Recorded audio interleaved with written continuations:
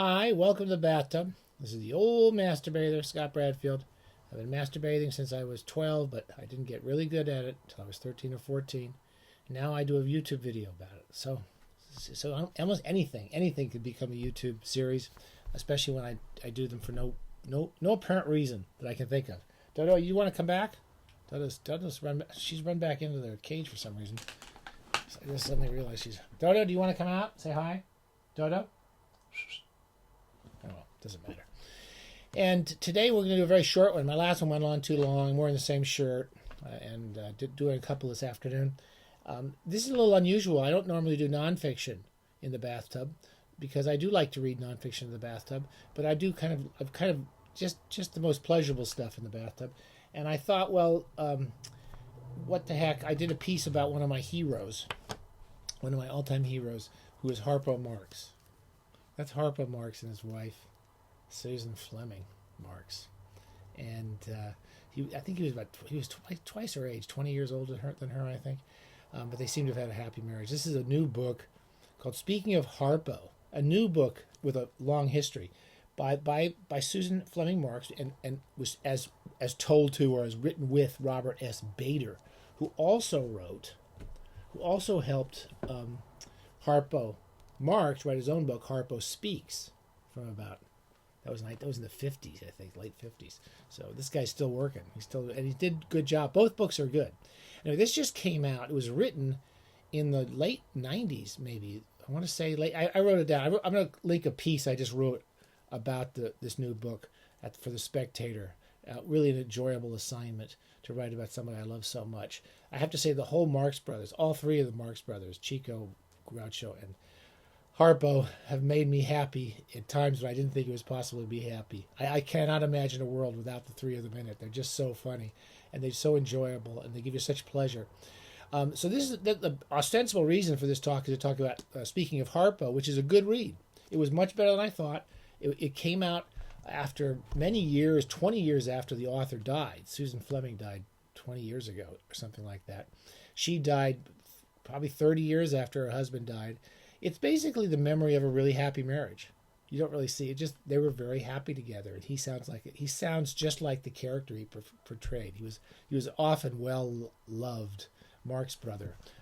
One of my favorite quotes is Groucho's quote about Harpo in his autobiography, loosely called Autobiography, Groucho and Me. He said, "Harpo was the solid man in the family. He inherited all of my mother's good qualities: kindness, understanding, and friendliness. I inherited what was left." This is it's not really an he doesn't really tell you much about himself, Groucho. It's a funny book and very well written. But in the course of reading the Speaking of Harpo, one of the things that Susan does sort of suggest is that a lot of people found Groucho kind of unpleasant. I guess he was a very difficult man, and the insults that he used to make. He was famous for his TV, for doing on his You Bet Your Life. He actually treated everybody around him that way, especially his wives. He had 3 wives, all of whom were supposedly loved him, and they all eventually left him pretty quickly. None of his marriages lasted that long. Anyway, I thought I'd just go through some of the books that are worth reading. I mean, I would not say that I enjoyed reading this. I read it once when I was a kid, and I reread it for this piece. This is still they're great in the bathtub. They're just like really jokey, funny. Almost every other line is a joke. He writes very good prose. He tells you very little about himself. Very little about himself. And he was known as a guy who liked to stay at home. He was very proud to become a writer, old Groucho. And when he wrote pieces for the New Yorker and so forth, he was supposedly very excited about it. Anyway, I enjoyed reading it again. I would say that in terms of a autobiography, Harpo Speaks, which is from, I want to say 61. It's 1961. Again, written with the same guy who helped his wife eventually write an autobiography. I would say Harpo Speaks is excellent. This, by the way, is my wife makes beautiful bookmarks. I mean, I keep meaning to say this. I'm gonna do an episode pretty soon about her bookmarks. If anyone wants to buy one of her bookmarks, I love her. I love these bookmarks. Anyway, Harpo Speaks, great book, really fun. It's very naturalistic. It's actually a very detailed autobiography. How true it is, I don't know. It seems pretty true to me, and I enjoyed it a lot. So that's a book, if you like Harpo as much as I do, it's worth reading. Another book I read when I was 17 or 18 and began one of my first love affairs with the Marx Brothers. They got me through high school, I have to say. Was this book called Groucho, Harpo, Chico, and sometimes Zeppo. I enjoyed it when it came out, and I reread it and pretty much enjoyed it all this time. It's not really a biography. It's sort of a history of each of the movies, and then lots of dialogue.